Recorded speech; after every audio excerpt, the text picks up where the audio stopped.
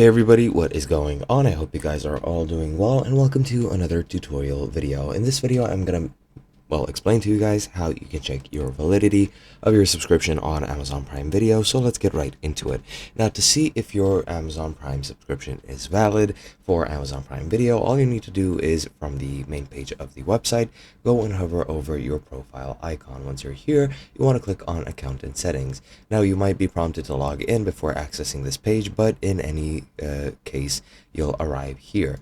Now, as you can see, you have your membership over here, and you'll see which membership package it is, when's the next charge date for the next month, and then you have the video terms and conditions here, as well as the payment method used for this. Now you can manage your wallet and set another payment method if you want, and then from here you can end your membership if you so choose. But if you see the actual package that you're using and the actual membership and it says end membership, then you know that your subscription is valid and you can continue using it very easily. And that's pretty much it. Hope you guys enjoyed, and I'll be seeing you guys in another video.